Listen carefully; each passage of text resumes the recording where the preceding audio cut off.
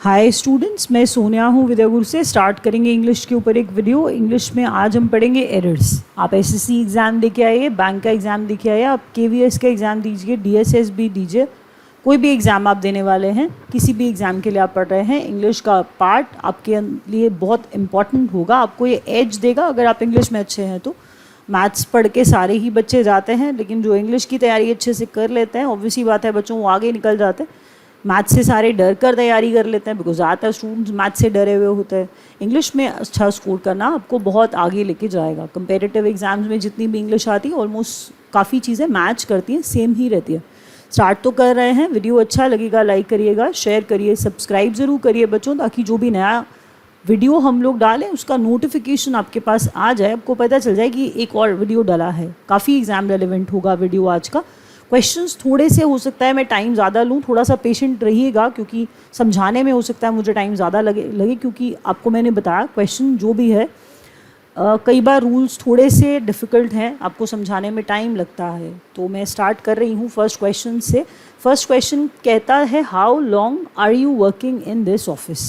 How long are you working in this office. अगर आप थोड़ा सा ध्यान देंगे, थोड़ा सा ध्यान से मेरी बात को सुनेंगे, आपको सब समझ में आ जाएगा। यहाँ पर देखिए, इधर लिखा हुआ है कि आप कितने समय से यहाँ पर काम कर रहे हैं। How long are you working in this office. आप कितने टाइम से यहाँ पर काम कर रहे हैं, थोड़ा सा ज़रा सोच के देखिए। अगर मैं एक सेंटेंस आपको बोलूँ, मैं अपनी बात कर रही हूँ अभी, आई am working in the office right now, I am working in the office right now. अगर मैंने आपको ये बात बोली आई एम वर्किंग, तो ये आपको सिर्फ प्रेजेंट में होने वाली बात बताती है। प्रेजेंट में क्या चल रहा है, what is going on in present, that's present continuous tense. आप यहाँ पर देख पा रहे हैं ये प्रेजेंट है। इज़ एम आर सिंबल होते हैं प्रेजेंट का। कॉन्टीन्यूअस का मतलब आईएनजी लगा हुआ है, कोई काम कॉन्टिन्यूएशन में हो रहा है, कोई काम चल रहा है तो हम आईएनजी लगाते हैं। तो ये टेंस कौन सा है, प्रेजेंट कॉन्टीन्यूअस है। आपके सामने काम कोई चल रहा था, वो प्रेजेंट कॉन्टीन्यूअस टेंस दिखा रहा था। लेकिन थोड़ा सा समझिए, यहाँ पर कंसर्न ये है बच्चों, हाउ लॉन्ग बोला है। हाउ लॉन्ग का मतलब ये ड्यूरेशन की बात कर रहा है, ड्यूरेशन की बात कर रहा है। आपसे पूछ रहा है कि क्या आप, देखिए मैंने कहा आप अभी काम कर रहे हैं, क्वेश्चन ये नहीं है। क्वेश्चन ये है कि आप कितने समय से यहाँ पर काम कर रहे हैं, आप कितने समय से यहाँ पर काम कर रहे हैं। How long are you working in this office तो बिल्कुल नहीं है, क्योंकि वो सिर्फ प्रेजेंट से स्टेट बता रहा है, आपको प्रेजेंट स्टेट नहीं बतानी है। हाउ लॉन्ग से आपको, हाउ लॉन्ग वर्ड से आपको पता चला कि इस सेंटेंस के अंदर आपको ड्यूरेशन बताना है।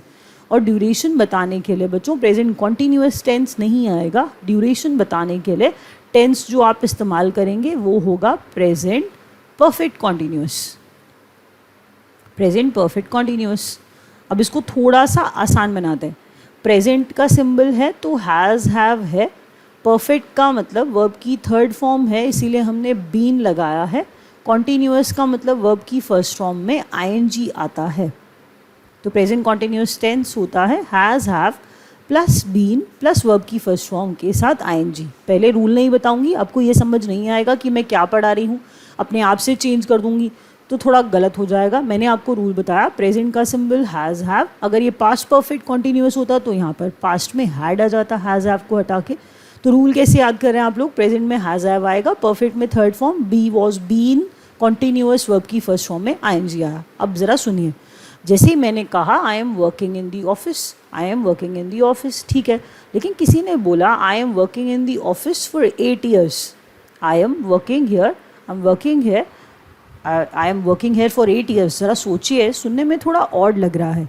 इसी सेंटेंस, इसी क्वेश्चन को, इसी इंटेरोगेटिव स्टेटमेंट को मैं आपको चेंज करके बता रही हूँ दूसरे तरीके से, just to make it easier for you.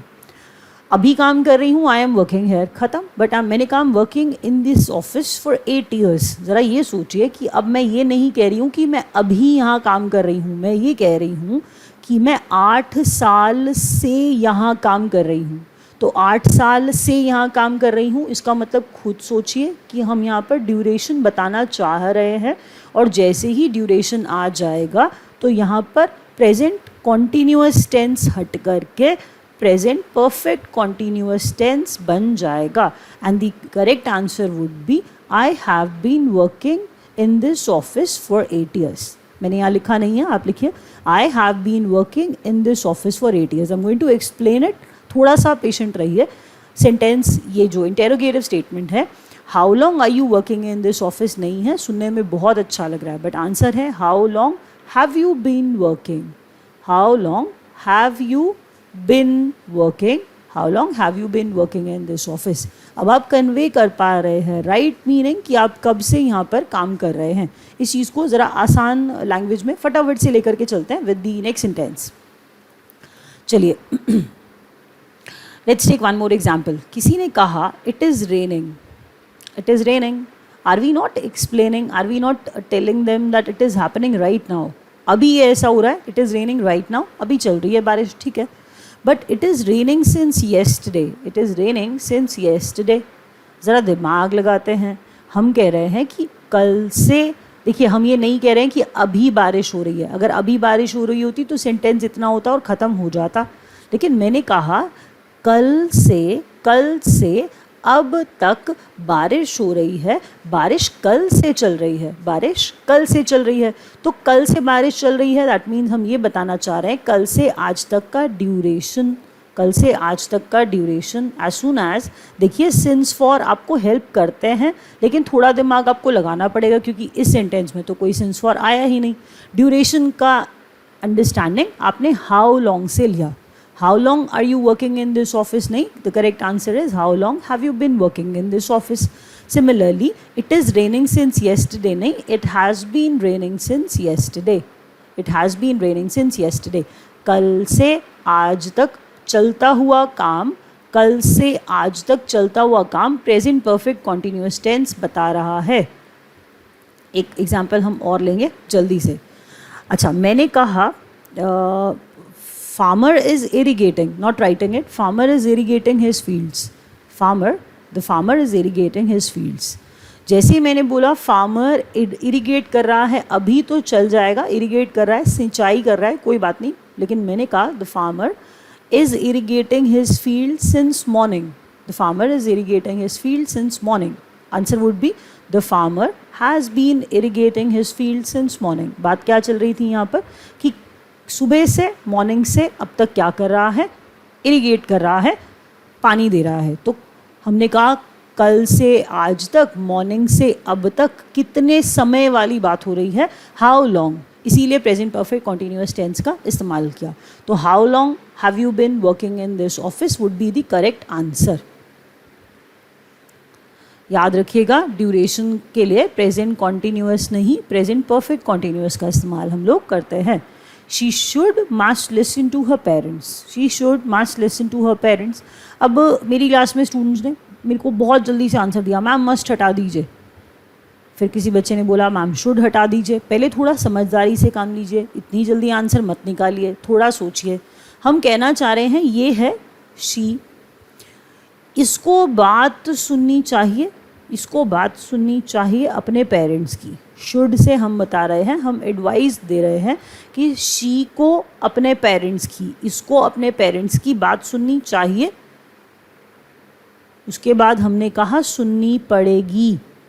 ज़रा सुनिए, दो अलग अलग मीनिंग है। अगर आप एक हटा देंगे तो आप तो सेंटेंस का मीनिंग ही चेंज कर देंगे। सेंटेंस तो ये कहना चाह रहा है कि सुननी भी पड़ेगी और सुननी चाहिए भी। इसको अपने पेरेंट्स की बात, इसको अपने पेरेंट्स की बात सुननी चाहिए और सुननी भी पड़ेगी। तो सुननी चाहिए और सुननी भी पड़ेगी, इसका मतलब क्या है? हम तो यहाँ पर शुड और मस्ट दोनों ही बताना चाह रहे हैं। देखिए, दोनों में से एक हटा करके काम बिल्कुल नहीं चल सकता है। आप सेंटेंस का मीनिंग बदल देंगे। अगर आप मस्ट हटाएंगे तो आप कहेंगे कि सुननी चाहिए, तो आपको कैसे पता कि यहाँ पर मस्ट नहीं आएगा उस समय, और आपको मस्ट हटाना है या शुड हटाना है? तो इसीलिए आपको रखने दोनों ही पड़ेंगे, क्योंकि सेंटेंस का मीनिंग ही यही कह रहा है कि उसे अपने पेरेंट्स की बात सुननी चाहिए और सुननी भी पड़ेगी। Compulsion and advice, compulsion necessary है, मैंडेटरी है, और ये सजेशन है। तो सजेशन भी है और मैंडेटरी भी है, सजेशन भी है और मैंडेटरी भी है, और हमें इस सेंटेंस को उसी तरीके से आगे बढ़ाना पड़ेगा। So the correct answer would be she should and must listen to her parents अगर आप शुड और मस्ट में से एक हटाएंगे तो आप सेंटेंस का मीनिंग बदल देंगे. That can not happen. Examiner ने जो सेंटेंस दिया है आपको उसको वैसे ही ठीक करना पड़ेगा. तो इसमें हटाने की ज़रूरत थी भी नहीं. तो हमने कैसे करेक्ट किया सेंटेंस को? She should and must listen to her parents. Have you brought some oranges?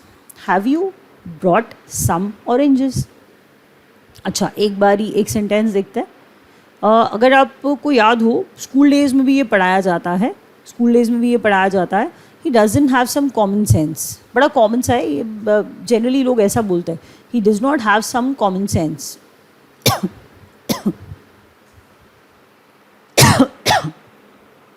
तो अब यहाँ पर देखिए, जैसे ही मैंने लिखा common sense, he doesn't have,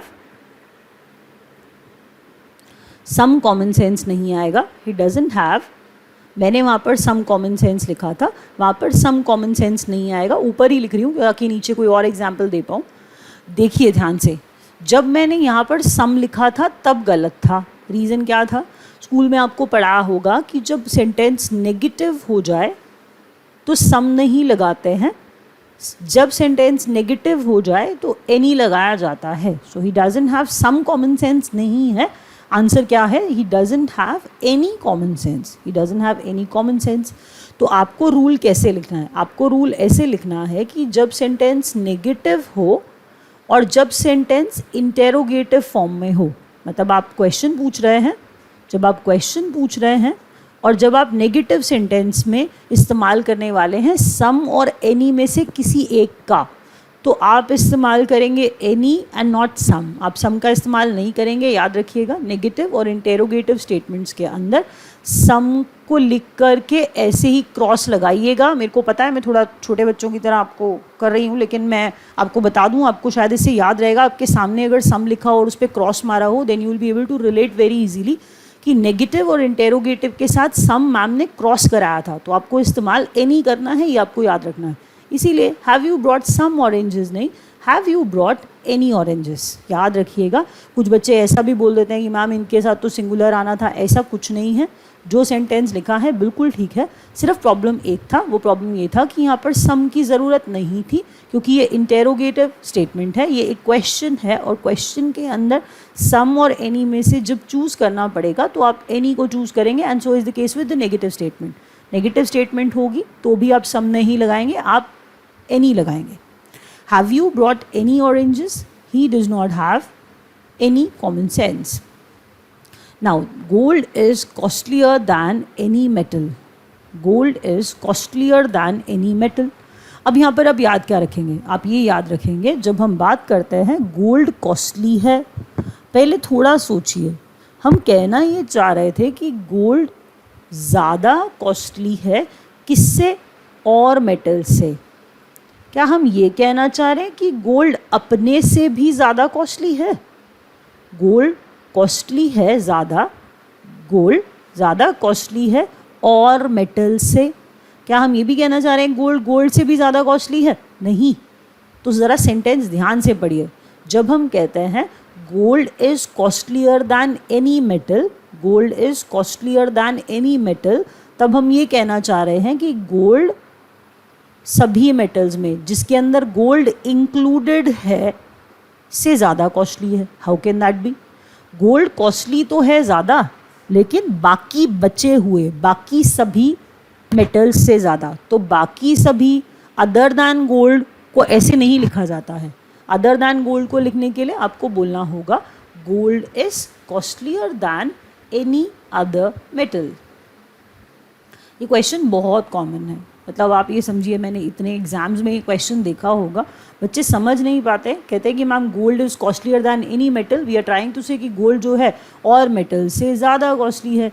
और मेटल नहीं है, और मेटल में तो गोल्ड भी इंक्लूडेड है, जबकि हम तो कह रहे हैं गोल्ड को निकाल दो भाई पहले बाहर, उसके बाद लेट्स टॉक अबाउट अदर. जो लेफ्ट है, जो बच गए हैं, उन मेटल्स की बात करिए. So gold is costlier than any metal नहीं, gold is costlier than any other metal, जिसमें अब एनी अदर लिखने पर इसमें गोल्ड इंक्लूडेड नहीं है. सो gold is costlier than any other metal. यहाँ पर आंसर में एनी के साथ आपको अदर लगाना है. He is more clever than she is.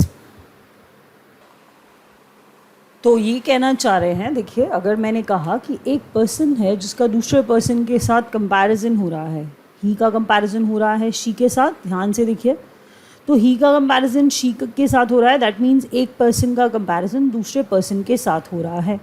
अब यहाँ पर थोड़ा सा क्वेश्चन डिफिकल्ट है, थोड़ा सा ध्यान से सुनिए, रूल इतनी जल्दी समझ में नहीं आता है। He is more clever than she is नहीं है, इसका आंसर पहले देख लेते हैं। He is cleverer than she is. अब आपको लगेगा कि मोर क्लेवर भी होता है, मैंने मना तो नहीं किया कि नहीं होता, बिल्कुल होता है। मोर क्लेवर और क्लेवरर दोनों होता है। इसका मतलब हम उन एडजेक्टिव्स की बात कर रहे हैं जो एडजेक्टिव्स ऐसे है, देखिए जिनका ER फॉर्म भी है और जिनका मोर फॉर्म में भी कंपैरिजन होता है। आपने कहा beautiful, more beautiful, most beautiful, लेकिन सोचिए क्या ब्यूटीफुल का ब्यूटीफुलर होता है? नहीं होता है। इंटेलिजेंट के साथ भी आप ER नहीं लगा सकते हैं। हम कहना चाह रहे हैं सिर्फ वही वर्ड्स जैसे clever positive degree, cleverer comparative degree, cleverest superlative degree, smart smarter smartest, tall taller tallest. अब दिमाग लगाइए कि क्लेवरर भी होता है। देखिए हम इनकी बात अभी नहीं कर रहे हैं, हम कंपैरेटिव डिग्री पे फोकस करते हैं। हम कह रहे हैं वो वाली वर्ड्स याद करिए, वो वाले वर्ड्स याद करिए जिनको ER फॉर्म में भी कंपेयर किया जाता है और जिनको मोर लगा के भी कंपेयर किया जाता है, जैसे क्लेवर। तो क्लेवरर भी होता है और मोर क्लेवर भी होता है, क्लेवरर भी होता है और मोर क्लेवर भी होता है। तो आपको मैं अभी ये पढ़ा रही हूँ कि मोर क्लेवरर यहाँ पर नहीं है, यहाँ पर क्लेवरर है। तो क्लेवरर क्यों है? याद रखिए ये क्वेश्चन थोड़ा सा अलग है, जो आप पढ़ते आते हैं उन यूजुअल से इतनी जल्दी समझ नहीं आएगा। मैंने कहा क्लेवरर है यहाँ पर, मोर क्लेवर नहीं है। रीज़न आपको याद रखना है, रूल आप ऐसे लिखेंगे कि जब एक पर्सन का दूसरे पर्सन के साथ कंपैरिजन होता है तो कंपैरिजन के लिए कंपैरेटिव डिग्री वो लगाई जाती है जिसमें ER फॉर्म आता है। लेकिन ER फॉर्म तब आएगा ना जब वो कंपैरेटिव डिग्री ER फॉर्म लेती होगी। अगर उस कंपैरेटिव डिग्री का कोई ER फॉर्म होता ही नहीं है तो मोर इंटेलिजेंट ही लगाना पड़ेगा। सेंटेंस ये ठीक है, he is more intelligent than she is, क्योंकि इंटेलिजेंट का इंटेलिजेंटर नहीं होता है। तो मैंने आपको ये कहा कि अगर कोई वर्ड, कोई एडजेक्टिव परमिट करता है और उसका ER फॉर्म में और मोर लगा के दोनों में कंपैरिजन किया जा सकता है, तो कंपैरिजन करने के समय आपको ये बात याद रखनी है कि अगर दो पर्सन्स कंपेयर किए जा रहे हैं, एक आदमी दूसरे आदमी के साथ, एक इंसान दूसरे इंसान के साथ कंपेयर किया जा रहा है, तो उसका कंपैरिजन, उन दोनों का कंपैरिजन ER फॉर्म में होगा। अगर उस एडजेक्टिव में ER फॉर्म आती है तो मैं यहाँ पर he is more intelligent than she is लगाऊंगी। इंटेलिजेंट पे बात मत करिएगा क्योंकि इंटेलिजेंट का कोई ER फॉर्म होता ही नहीं है। तो हम सिर्फ उन कंपैरेटिव डिग्रीज की बात कर रहे हैं जिनका ER फॉर्म होता है और जिनका मोर क्लेवर, मतलब जिनका मोर लगा के भी कंपैरिजन होता है। तो मोर के साथ कंपैरिजन नहीं करेंगे, मोर के साथ कंपेयर नहीं करेंगे। कंपैरेटिव डिग्री मोर वाली नहीं, ER वाली लगाई जाएगी जब दो पर्सन्स कंपेयर किए जा रहे होंगे। याद रखिएगा। Both of them were not allowed to meet the judge. Both of them were not allowed to meet the judge. How can that be? Not लगा है, not लगा है, नेगेटिव सेंटेंस है स्टूडेंट्स। अगर नेगेटिव सेंटेंस है तो negative में दो के लिए बोथ ऑफ देम नहीं आता है, नीदर आता है। मुझे एन कैपिटल लिखना चाहिए था, आप लोग कैपिटल लिखिए, मैंने लिख दिया है ऐसे। मैंने कहा आपको याद क्या रखना है? आपको याद ये रखना है कि जब सेंटेंस नेगेटिव है दो के लिए। अब आप कहेंगे दो कैसे पता चला? दो ये पता चला मुझे बोथ से। Both of them were not allowed to meet the जज नहीं है, neither of them were not allowed to meet the जज। तो हमारा आंसर क्या आया? आंसर आया neither of them were not allowed to meet the जज। अब पहले एक मिनट ज़रा ध्यान से सुनिए। गलती बहुत सारी कैसे ठीक करेंगे? आपको ये पता होना चाहिए कि बोथ आया था, इसीलिए सेंटेंस को देखिए, अभी पूरा करेक्शन नहीं हुआ है, अभी सिर्फ आपके लिए पढ़ा है, सुनिए ध्यान से। Neither of them were not allowed to meet the जज, गलती कहाँ है और हमारा करेक्ट सेंटेंस क्या है?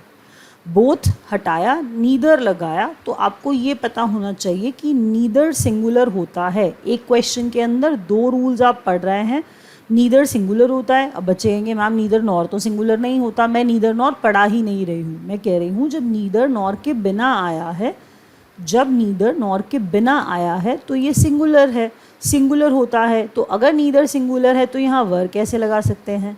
तो यहाँ पर वॉज आएगा। So the correct answer would be neither of them was allowed to meet the जज। Neither of them was allowed to meet the जज।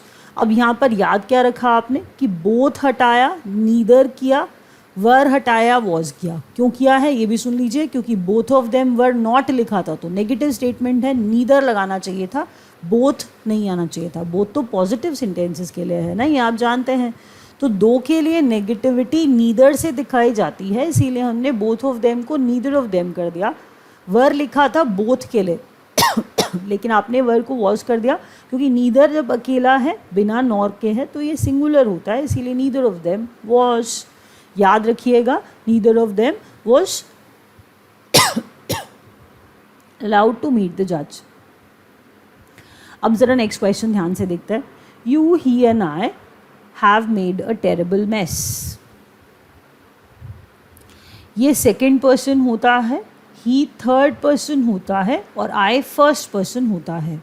सारे बच्चों ने एक ही रूल याद किया होता है, मैम 2 3 1 होता है। जब हम तीन लोगों की बात करते हैं तो हम लोग पहले सामने वाले की जिससे बात कर रहे हैं उसको एड्रेस करते हैं, इसीलिए यू लगाते हैं।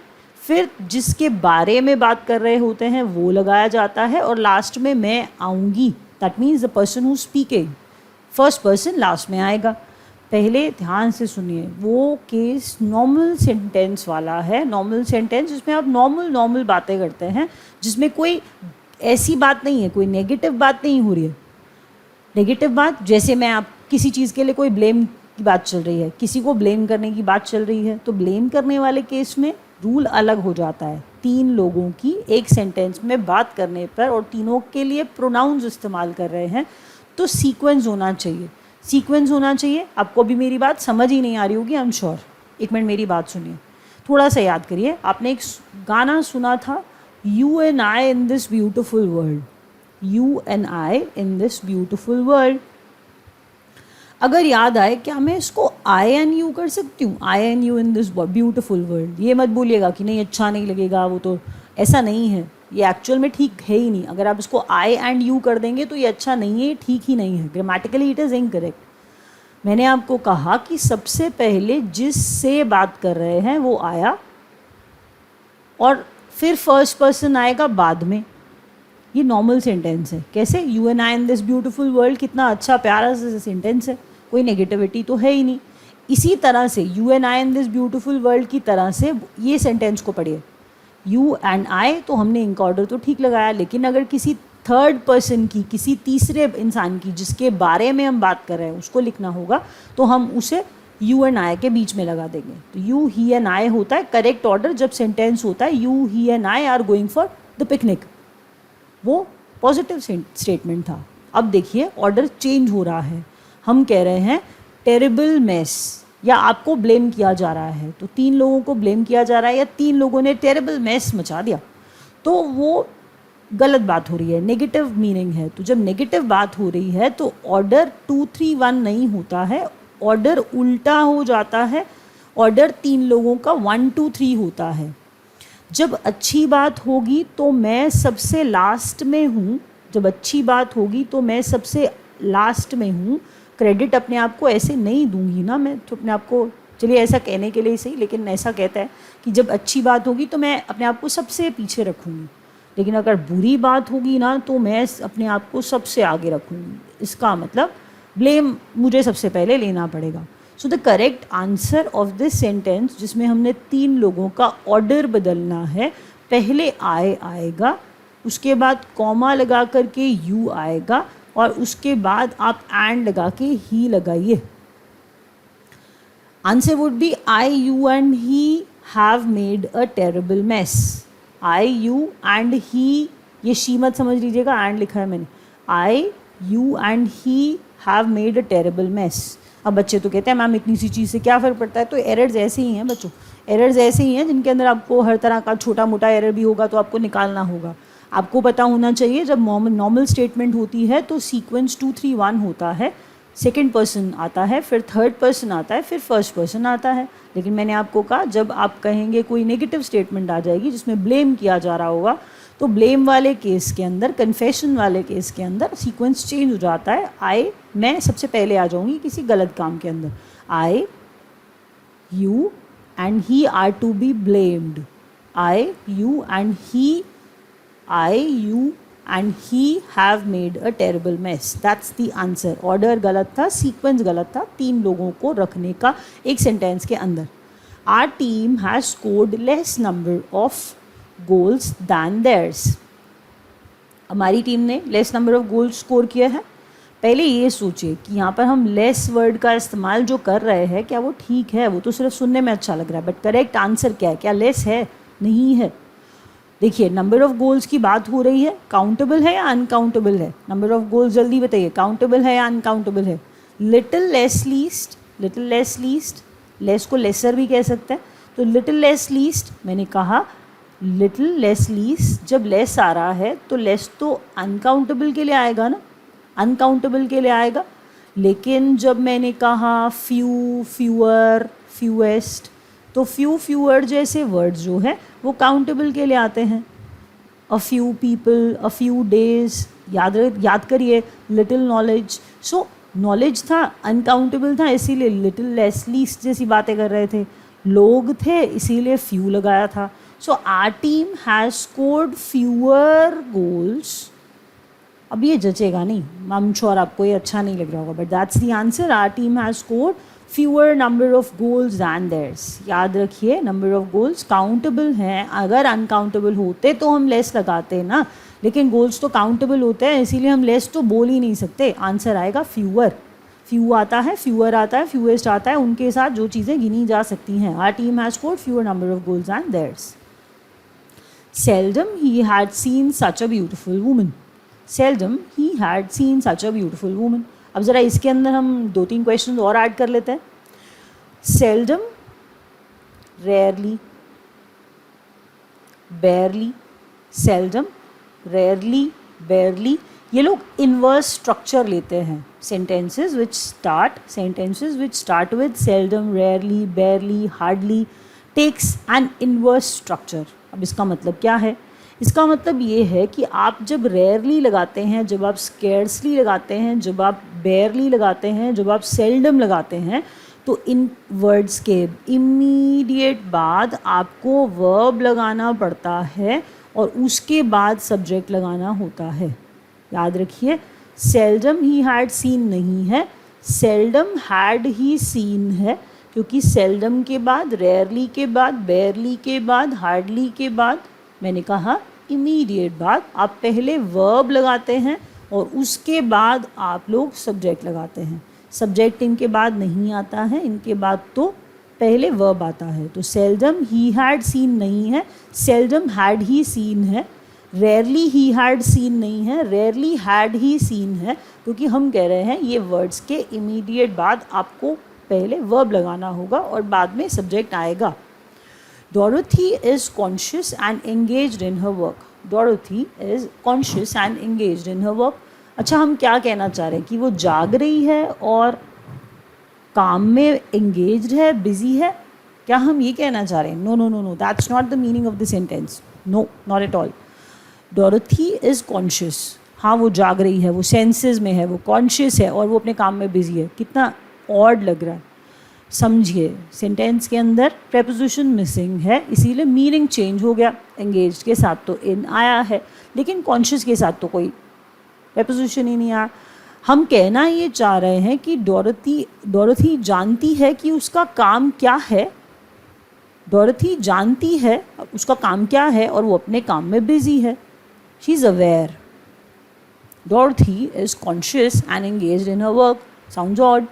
जाग रही है, सेंसेस में है और अपने काम में बिजी है। हम तो ये कहना ही नहीं चाह रहे, हम कहना चाह रहे थे कि डोरथी जो है वो कॉन्शियस है, वो डोरथी is conscious of her work, that means काम उसे पता है, शी इज़ अवेयर।